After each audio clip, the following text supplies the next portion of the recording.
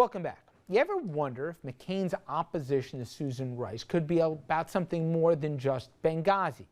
Ever think that his utter dislike for her, that's pretty palpable, could in fact be personal? Well, if you had that hunch, you might, and I stress the word might here, you might be right. Now, here's the background. Back in 2008, when Susan Rice was a foreign policy advisor to Obama, the candidate, she took a serious jab at the Republican opponent, John McCain. She criticized him for wearing what he's wearing here in this picture, body armor, during a visit to a Baghdad market. During that much ridiculed visit, McCain wore a bulletproof vest that was accompanied by 100 American soldiers, 3 Black Hawk helicopters, and 2 Apache gunships that were overhead. In response, Susan Rice said the following, quote, "I don't think he'll be strolling around the market in a flak jacket," responding to Obama.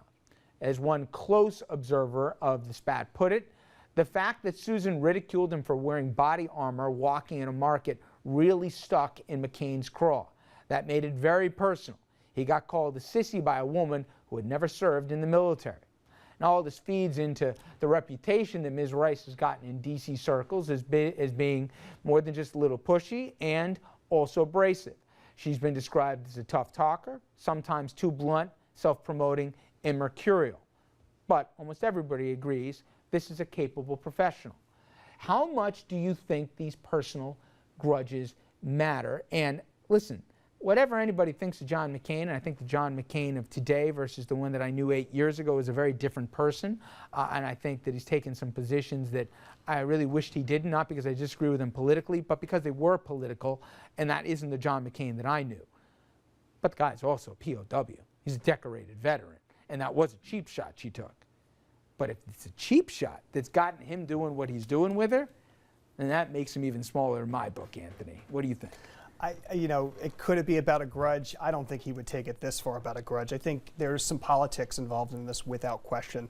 But they are trying to get to the bottom of the question is, did she actually know when she went on the Sunday talk shows?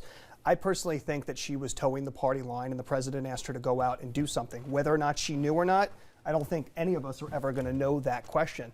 But do politicians hold grudges? It's politics. And now to a person who is, while I have great affection for you, Richard, not exactly known as someone to let water roll off his back here.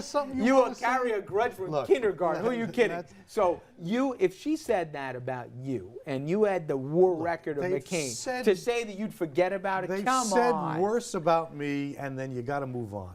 She shouldn't what? Have, she shouldn't have, wait, relax, will you? Relax. You keep a hey, book. Calm down. She shouldn't have said what she said. He shouldn't have overreacted. This is a tempest in a very small teapot. Okay, please do what, you don't have to name names, okay?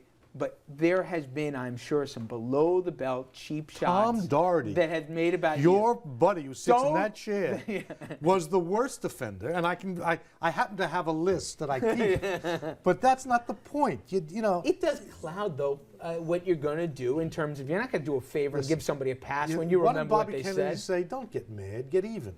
If McCain lost, then he's getting even. No, he lost his temper. He said some stuff. He judged her publicly before she had a chance to explain herself. He lost his temper. She shouldn't have said what she said. He shouldn't have done what he did.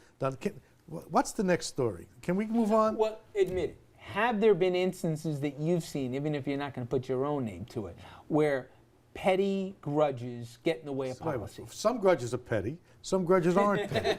This is my point just made. Let's be careful here. I have 2 lists. I have the petty grudge list and the real grudge list. He's like the Santa Claus of all of these grudges. People in the office are human beings. They get mad. They don't like to be talked about in a certain way. And when you have a chance to smack back, you smack back proportionally. This is different because he's saying she's not competent to serve ostensibly. Small arms fire turned nuclear is the response. Andrew? I'm beginning to get the impression that Susan Rice threw a football on John McCain's lawn, and he came out and he was like, I'm keeping this football. You can't, stay off my lawn.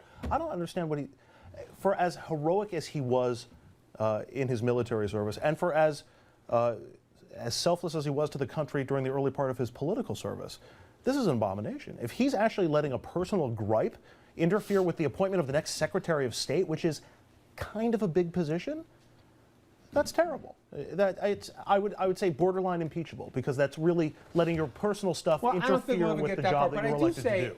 when Susan Collins lined up with him, and it wasn't just McCain and his buddy Lindsey Graham and Senator Ayotte, who I don't even know. I'm not sure she knows why she's even there. But anyway, when you get the Collins of the world, who are the sober minds, who are leaving anyway, they don't need to do this.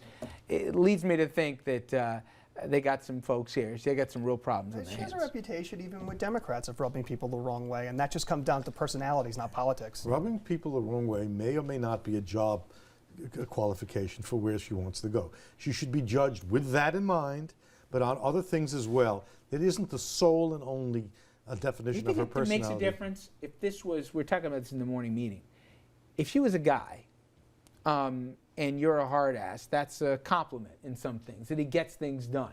If you're a woman and you do it, you know the word that's attached to it. Do you think there's a different standard based on her gender? Look at Hillary Clinton. People respect her. But remember, they respect her now. She tried this 10 years ago. Would she have gotten the same thing? I don't know.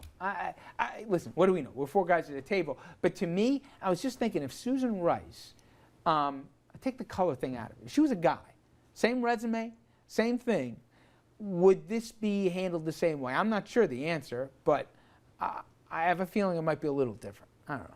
All right, we're going to take a quick break here. But when we come back, we're going to bring you an update on the recovery updates here in the aftermath of Sandy. Please stay with us.